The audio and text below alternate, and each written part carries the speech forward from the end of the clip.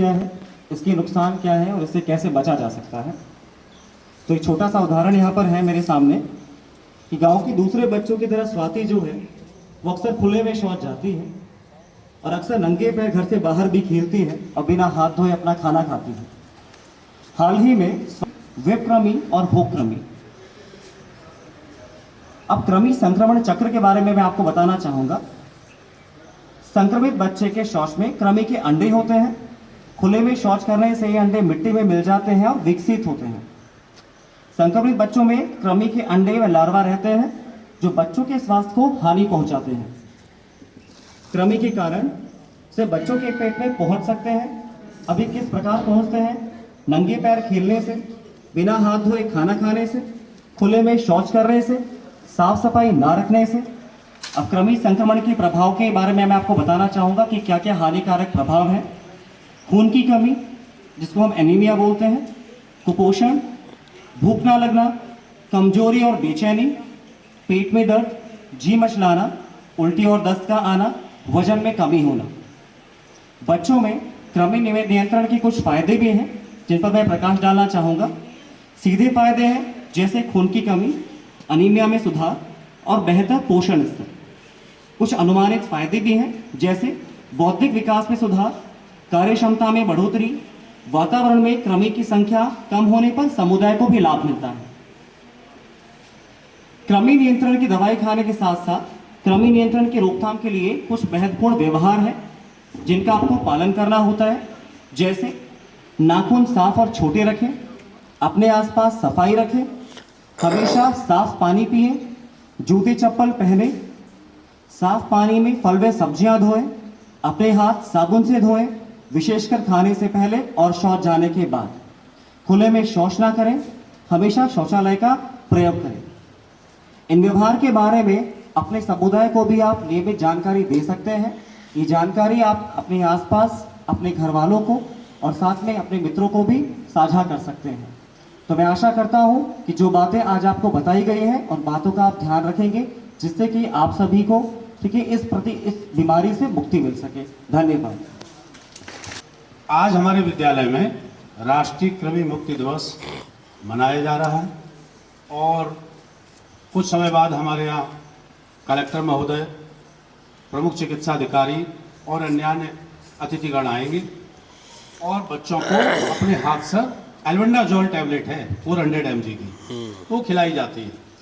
सभी जानते हैं कि अगर पेट में कीड़े होते हैं तो फिर आपकी ग्रोथ नहीं होने देते, वो खून पीते हैं, सारा न्यूट्रिशन वही खींच लेते हैं। तो बच्चों में ये चीज़ ज़्यादा देखी जाती है, इसलिए सरकार ने इसको चलाया।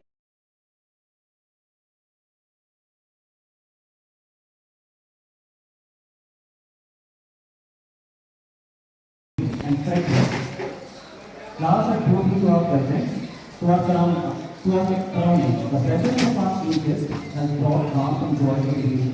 This people welcome from our side. Every writer that they write the spirit of awareness.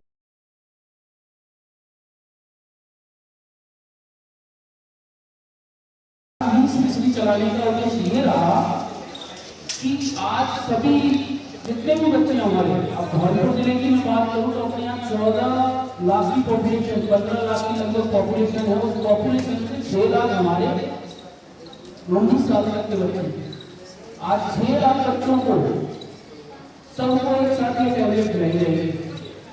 इस टैबलेट को खाने के बाद में ऐसा तो कुछ होता नहीं, पर कई बार हमारे बच्चों को जो भूखे पेट इस टैबलेट को खा लेते हैं, जो बताते हैं ये नहीं करते कि मैंने कुछ खाया नहीं था और उन्होंने उस टैबलेट को खा लिया, तो हो सकता है उसको कोविड की थोड़ी सी। बाकी इससे कभी भी कोई नुकसान नहीं होता है क्योंकि आप लोगों ने अभी खाई है, आप लोगों को भी लग रहा होगा कि इससे कुछ नहीं होता। मीठी टैबलेट है, घरों में अपने सभी बच्चों को आप लोग जाओ तो कभी भी मिलो, अपने छोटे बच्चे, छोटे भाई बहन हो घर में, उन सभी के लिए इस तरह के टैबलेट खिलाने के लिए हॉस्पिटल में लेके जाया करो। मम्मी पापा से बोला करो कि एल्बेंडाजोल की टैबलेट खिलाएं।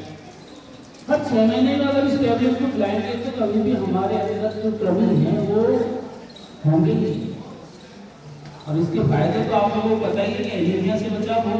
जो बच्चे एनीमिक हो जाते हैं तो वाइट वाइट एकदम दिखाई देती है, लेवल पे आ जाते हैं, तो वो एनीमिया क्यों? दूसरा मेंटली वो स्ट्रॉन्ग हो जाएंगे, उनका मानसिक विकास होगा, फिजिकल विकास होगा। एनीमिक बच्चा नहीं होगा तो उसका स्ट्रॉन्ग नहीं रहेगा। वो आप लोगों को आज यही प्रण लेना है यहाँ से कि हम आज के बाद में जब भी अपने छोटे भाई बहनों से मिलेंगे तो उनसे कहेंगे, उनकी मम्मी, आप अपने मम्मी पापा से कहोगे कि छोटे भाई बहन को भी जाके हॉस्पिटल या आंगनबाड़ी में जाकर इस टैबलेट को खुलवा। तो ये हमारे और हमारे परिवार के लिए बहुत जरूरी है। इसके बाद एक और चीज मैं बताना चाहूँगा कि आज ऐसा भी हो सकता है कि हमारे कुछ बच्चे तबियत जिनकी खराब होगी, उनको आज टैबलेट को नहीं खाया जाएगा। वो भी बच्चा अगर कोई भी किसी भी कारण से उसके स्वास्थ्य संबंधी कोई परेशानी आज है तो उसको आज में टैबलेट नहीं खिलाएंगे। 7 दिन बाद में वापस से हमारा मॉकअप राउंड 29 तारीख, उस दिन तक अगर वो सही हो जाएगा तो उस बच्चे को दूर। तो आप लोग अगर आपकी घर पे बात हो, फोन से बात होती है या आप छुट्टियों में घर पे जाते हो किसी भी कारण से, तो आप